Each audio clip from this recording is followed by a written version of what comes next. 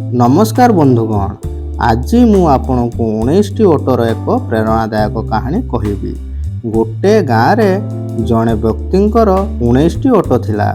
दिने से व्यक्तिंकर मृत्यु होईगला।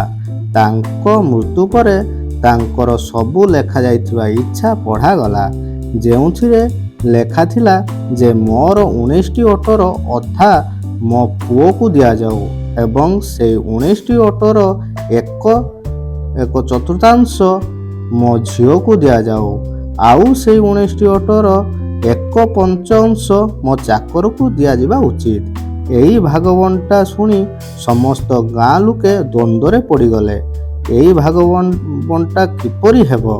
19टी ऑटोर अधा भाग करवा अर्थात गोटे ऑटो को काटिबा, तापरे तो ऑटो ही मरीजिब। ठीक अच्छी, जदि आमे गोटे ऑटो को काटी देउछे तापरे मध्य 18टी ऑटो बाकी रहुछि, तांकर एक चतुर्थांश 4.5 तापरे पुणी गोटे ऑटो काटिबाकू पड़िबो। एही विषय चिंता करी समस्त ग्रामवासी द्वंद्व पड़गले। तापरे पड़ोशी गाँव जड़े ज्ञानी व्यक्ति को डकागला। से ज्ञानी व्यक्ति निज ऑटो उपरे बसिकी आसिले। से गाँ लोकंक समस्त समस्या शुणिले। तापरे से टिके भाबिले एवं कहिले एही 19 ऑटोरे मोर गोटे ऑटो को मिसेई सेमानंक सहित बांटंतु। समस्ते गाँ लोक भाबुथले जे जड़े मरुथिबा पागल जी एपरी इच्छा लेखी से चलीगला एवं वर्तमान एही द्वितीय पागल आसीछि जे कहूची मो ऑटो को सेमानंक सहित बांटंतु। तथापि सब गाँ लोके भाबिले तार इच्छा आमर कौन अछि। तापरे ज्ञानी लोकटी भाग करवा आरंभ कला।